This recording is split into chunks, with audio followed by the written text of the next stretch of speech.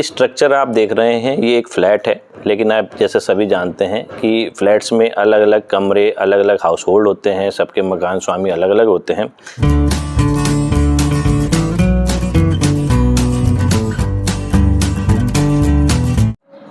नमस्कार साथियों, स्वागत है आपका शिक्षकों एवं कर्मचारियों के अपने YouTube चैनल वी एजुकेटिव में। तो जैसा कि आप सभी जानते हैं कि वर्तमान समय में जनगणना 2027 का कार्य गतिमान है और प्रगणक जिन साथियों की ड्यूटियां प्रगणक के रूप में या सुपरवाइजर के रूप में लगी हैं, वे अपने जो आवंटित ब्लॉक हैं उसका भ्रमण भी कर चुके होंगे या कर रहे होंगे।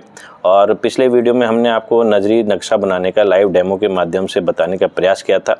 तो आज के वीडियो में हम आपको ये बताने वाले हैं कि जब आप अपना जो आवंटित ब्लॉक है उसमें भ्रमण करेंगे, नजरी नक्शा तैयार करेंगे, तो उस समय आप भवन संख्या भी दे देते हैं और साथ ही साथ भवन संख्या के आधार पे आप उस भवन के अंतर्गत मकानों की संख्या भी दे देते हैं। लेकिन जब आप HLO ऐप के माध्यम से ऑनलाइन उनकी एंट्री करते हैं तो वहाँ पर मिसमैच होने के पूरे चांसेस रहते हैं। जो आपने ये नजरी नक्शे के आधार पे भवन संख्या के बेस पे जो मकान संख्याएँ दी हैं और जो HLO ऐप में मकान संख्याएँ आती हैं वो मिसमैच हो जाती है, जिससे कि आपको आवंटित जो ब्लॉक है उसका डेटा पूरा ख़राब होने के चांस होते हैं, त्रुटि हो जाती है।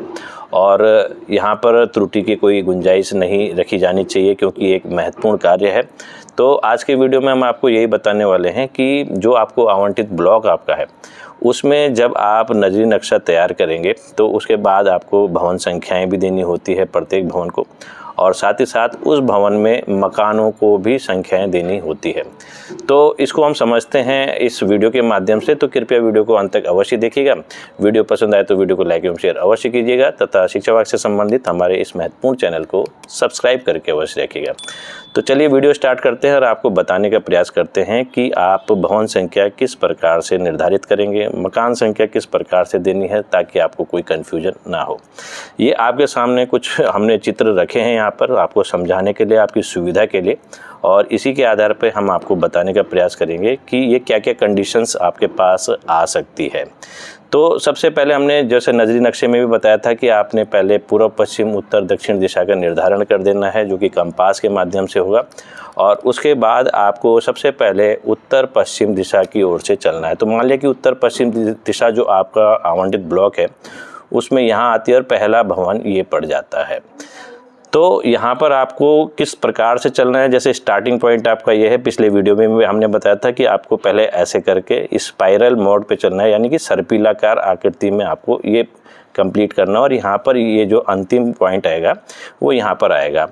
तो ये हो जाएगा साउथ ईस्ट की साइड में, ये अंतिम इसका पॉइंट होगा। तो ये हमने आपको बताया था। साथ ही साथ अब हम आपको ये बताते हैं कि भवन संख्या जब आप नजरी नक्शा बना रहे होंगे अपने आवंटित ब्लॉक में जाके, तो उसके आधार पे आपको भवन संख्याएं भी आवंटित कर देनी चाहिए, ताकि HLO ऐप में जब आप ऑनलाइन एंट्री करें तो आपको परेशानी ना हो। और कम से कम 2 या 3 बार आपको अपने जो आवंटित ब्लॉक है उसमें भ्रमण अवश्य करना चाहिए। तो यहाँ पर हम बताने का प्रयास करते हैं आपको कि पहली इसमें कल अलग अलग कंडीशन आ रही है। जैसे तो पहली कंडीशन ये है कि स्टार्टिंग का मकान आपका ये है, तो भवन संख्या इसका जो निर्धारित होगा भवन संख्या 1 यहाँ पर हो जाएगा। लेकिन उसको लिखने का तरीका क्या है कि इसके जो मुख्य गेट है उसमें आप इसको ब्लैक कलर के मार्कर से लिख सकते हैं, सेंसस नंबर CN1, इस टाइप से लिख सकते हैं। एक तरीका ये भी है। दूसरा तरीका ये है कि एक आप बॉक्स बनाएं, उसके अंदर 1 लिख दें। और तीसरा तरीका ये भी है, जैसे जनगणना भाषा, जनगणना भवन संख्या, और इसको आप 1 लिख सकते हैं। तो इनमें जो सबसे बेटर तरीका हमें लगा वो ये वाला है, पहले वाला CN1 लिख दें, फिर दूसरे वाले को सेंसस नंबर 2 लिख दें, सेंसस नंबर 3 लिख दें। तो ये थोड़ा आसान तरीका लग रहा है। और इसमें क्योंकि नगर पालिका हो गई या फिर नगर निगम हो गया या क्षेत्रीय प्रशासन हो गया, हो सकता है उनके द्वारा जो भवन नंबर आवंटित किए गए हों जो कि क्रमवार ना हो, लेकिन उनको इसी प्रकार के आयताकार बॉक्स में रखा गया हो, तो वहाँ पर मिसअंडरस्टैंडिंग होने के पूरे चांसेस रहते हैं कि हमने कौन सा भवन नंबर दिया, और हो सकता है कि क्षेत्रीय प्रशासन के द्वारा इसी प्रकार का पहले से भवन नंबर आवंटित हो। तो कोशिश करें कि इस प्रकार से आप लिखें CN1, CN2, CN3, इस टाइप से।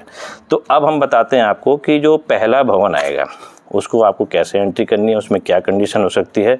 कि मान लिया कि आपका जो स्टार्टिंग पॉइंट है उसका पहला भवन ये वाला है, तो इसको हमने पहले भवन नंबर दे देना है। तो यहाँ पर हमने इसको लिख दिया CN1, ये भवन नंबर 1 हो गया। अब मान लिया कि इसमें एक परिवार रहता है, एक रसोई है और एक ही इसमें मकान है, तो इसको हमने ब्रैकेट में 1 लिख देना है। वैसे हमने पिछले वीडियो में भी बताया था नजरी नक्शा बनाते समय कि यदि एक मकान है तो उसको ब्रैकेट में 1 लिखने की आवश्यकता नहीं है, लेकिन फिर भी अपनी सुविधा के लिए आप इसको लिख सकते हैं। तो एक कंडीशन, जो सिंपल कंडीशन ये है कि एक भवन है जिसको हमने CN1 वो दिया नंबर, और उसके बाद इस भवन में एक ही मकान है, एक परिवार रहता है, तो उसमें एक ही रसोई है, तो यहाँ पर हमने 1 लिख दिया मकान। तो इस प्रकार से एक भवन में एक मकान है, ये आपका हो जाता है। फिर आपको इस दिशा की ओर आगे बढ़ जाना है।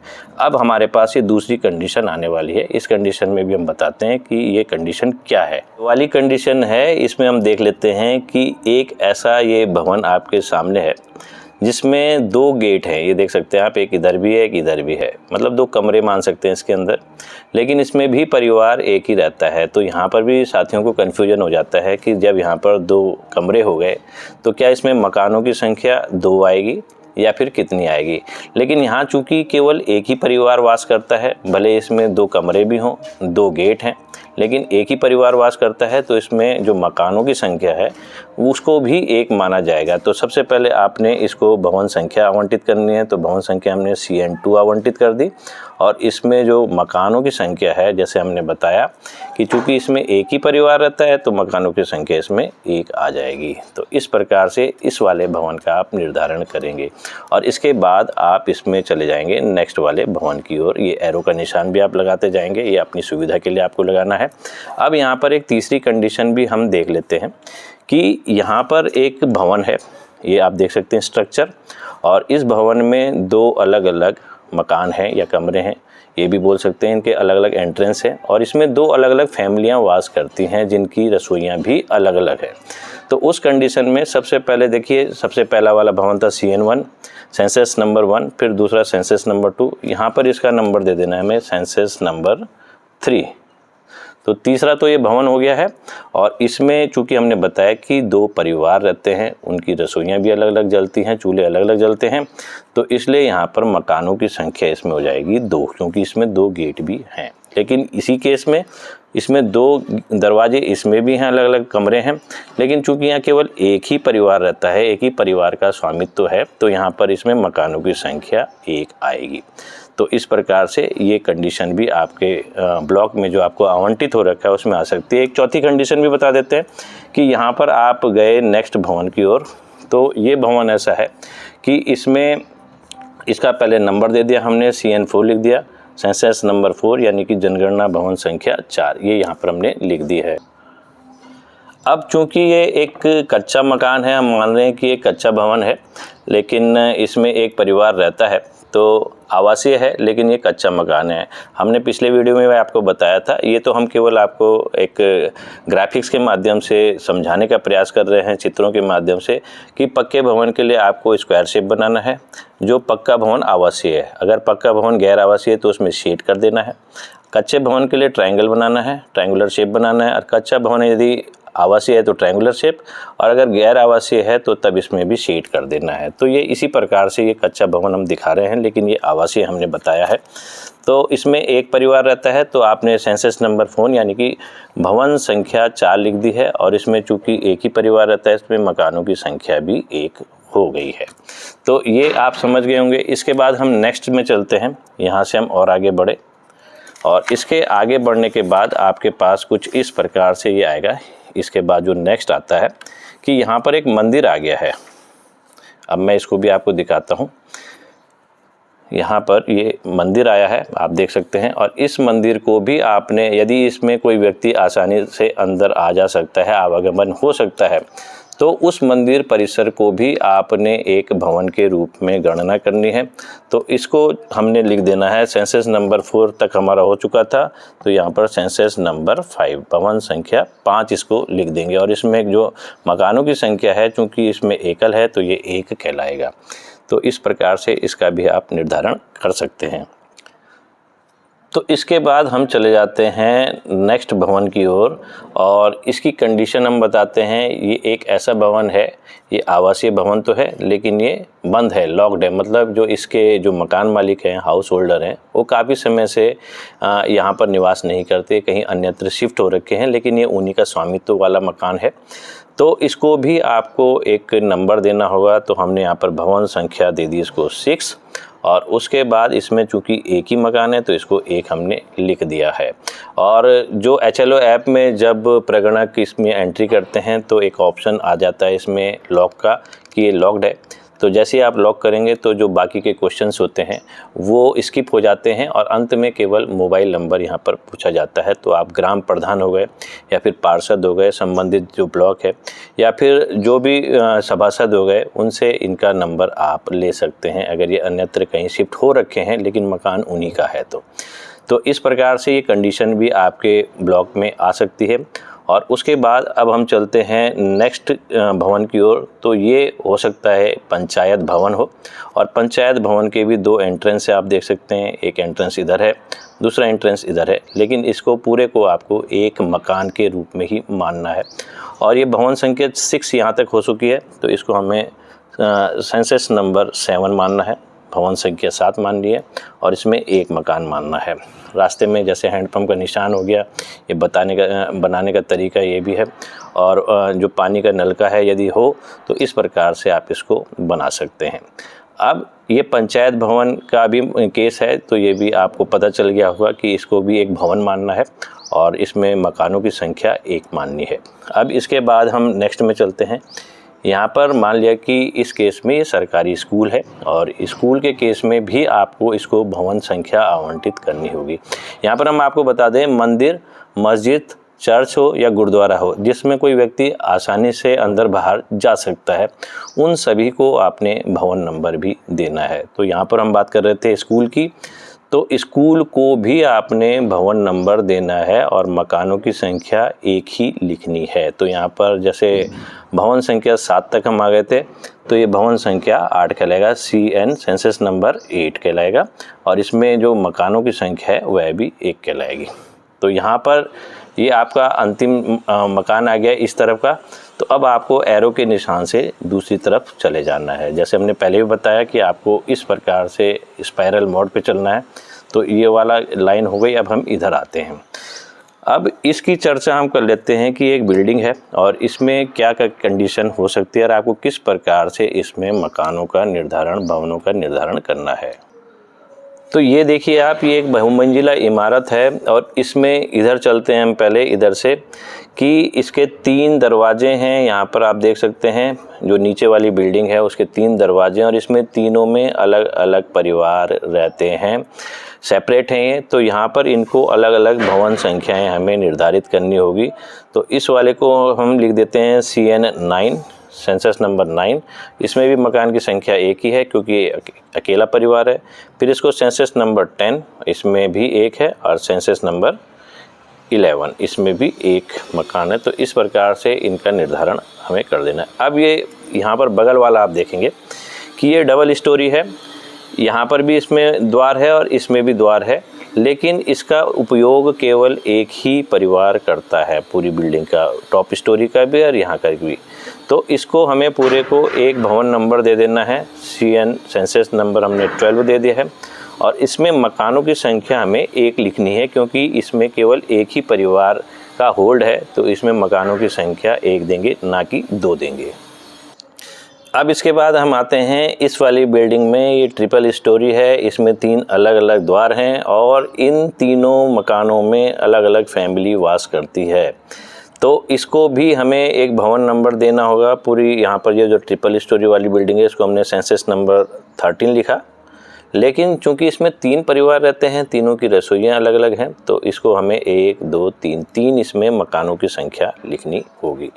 तो ये आप समझ गए होंगे, इस प्रकार से ये कंडीशंस आ सकती है। और भी कंडीशंस हैं, जैसे यहाँ पर हम बताएंगे आपको फ्लैट के मामले में क्या कंडीशन है और आपको किस प्रकार से इसमें भवन नंबर और मकान नंबर आवंटित करने हैं। हमने एरो का निशान इधर लगाया कि अब हम इधर चले हैं। देख सकते हैं आप, पहले ऊपर ये हम दिखाते हैं, यहाँ से ये इस टाइप से आए, फिर इधर अब स्पाइरल मोड पर हम चल रहे हैं। तो ये हम बताने का आपको प्रयास कर रहे हैं। तो जो ये स्ट्रक्चर आप देख रहे हैं ये एक फ्लैट है, लेकिन आप जैसे सभी जानते हैं कि फ्लैट्स में अलग अलग कमरे, अलग अलग हाउस होल्ड होते हैं, सबके मकान स्वामी अलग अलग होते हैं। तो जैसे मान लिया कि इस जो ये फ्लैट है इसमें 6 अलग अलग जो परिवार हैं वो रहते हैं, 6 अलग अलग परिवारों का होल्ड है। तो यहाँ पर इस पूरे फ्लैट को आपको एक भवन नंबर देना होगा। जैसे CN 13 यहाँ तक आया, इसको हमें सेंसस नंबर 14 दे देना है। और इसमें जो मकानों की संख्या है, फैमिलीज़ कितनी है, 1 2 3 4 5 6, तो यहाँ पर हमें इसमें 6 लिख देना है कि 6 मकान है इसमें।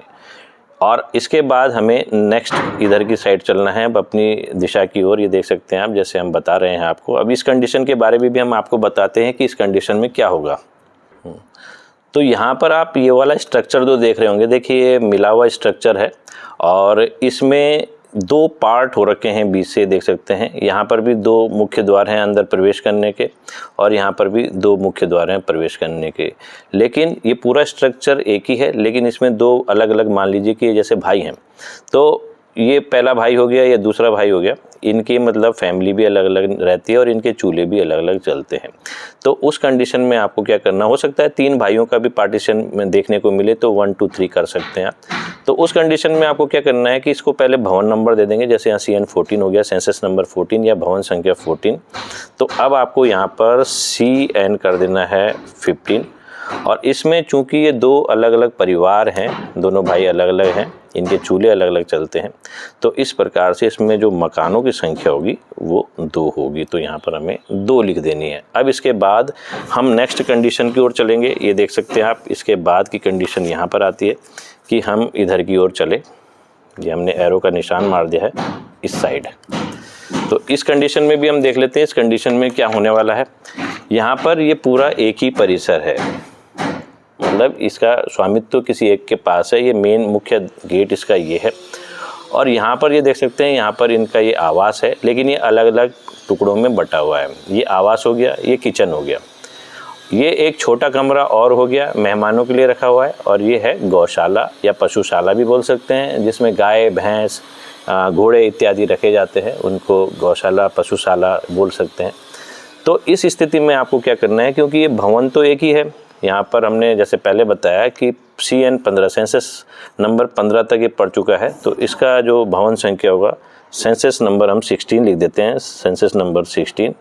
अब बात आती है इसमें कि इसमें मकानों की संख्या कितनी होगी। परिवार एक ही रह रहा है, लेकिन चूंकि ये पृथक पृथक है, आप देख सकते हैं, तो किचन को मकान की श्रेणी में नहीं लाया जाता। तो ये वाला आवास और ये वाला आवास मिलके ये किचन, मतलब एक ही मकान ये कहलाएगा। ये छोटा कमरा है, दूसरा मकान ये कहलाएगा, और ये तीसरा गौशाला है। स्ट्रक्चर पूरा इसमें लेंटर पड़ा है, तो तीसरा ये है। तो 3 मकान इस कंडीशन में इसमें लिखने हैं आपको, तो 3 यहाँ पर ये आएगा। ये समझ गए होंगे आप। और इसके बाद अब हम आते हैं नेक्स्ट। अगर मान लिया ये अंतिम मकान है आपकी जो आवंटित ब्लॉक हो रखा है, उसमें आप देख सकते हैं कि इसमें ये मकान है, एक ही परिसर के अंदर है, और इसमें एक दूसरा मकान भी यहाँ पर बना हुआ है। ये मकान मालिक यहाँ पर रहते हैं, और ये जो सर्वेंट रूम है, नौकरों का जो रूम होता है, मान लिया कि ये है।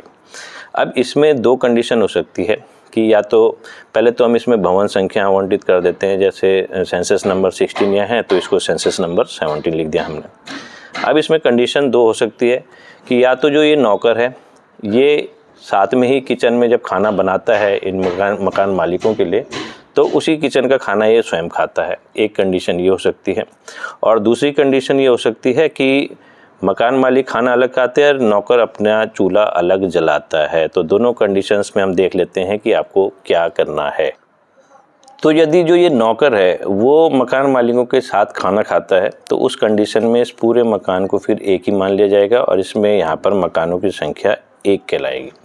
लेकिन अगर ये नौकर जो है ये अलग से खाना बनाता है, अपने लिए अलग रसोई में खाना बनाता है, तो उस कंडीशन में आपको क्या करना है, सेंसस नंबर 70 तो यह ही, लेकिन इसमें तब मकानों की संख्या 2 हो जाएगी, क्योंकि रसोई अलग अलग हो चुकी है। तो इस प्रकार से ये आपके जो आवंटित ब्लॉक है उसमें अलग अलग कंडीशंस आ सकती हैं। तो इस प्रकार से आप भवनों का निर्धारण करेंगे, लेकिन मकानों की संख्या तो आप लिख देंगे, लेकिन जब आप दोबारा से वहाँ जाएंगे, HLO ऐप के माध्यम से वहाँ पर ये सत्यापन करेंगे, तो उस समय मैचिंग ज़रूर करवा लें कि जो ये भवन संख्या आपने आवंटित कर रखी है और जो आपको चलो ऐप में आवंटित करनी है, कहीं वो मिसमैच तो नहीं हो रही है, इस बात का विशेष ख्याल रखिएगा। और इसमें चूँकि हम ये मानते हैं कि ये जनगणना बार बार तो होती नहीं है, तो इसमें सभी पारंगत नहीं होते। शिक्षक साथियों की पीड़ा भी हम समझ रहे हैं कि उनको विद्यालय समय के पश्चात कार्य के लिए बुलाया जा रहा है, जो कि कहीं से भी उचित प्रतीत नहीं होता। इसी के साथ साथ जो अन्य कर्मचारी लोग हैं उनको भी उनके कार्यालय के कार्य के पश्चात जनगणना का कार्य करना है, जबकि होना ये चाहिए था कि उनको एक तरफा रिलीफ कर देना चाहिए था। तो साथियों, आज के वीडियो में इतना ही। मिलते हैं आपसे शीघ्र एक नए वीडियो में नई अपडेट के साथ। तब तक दीजिए हमें इजाज़त। धन्यवाद।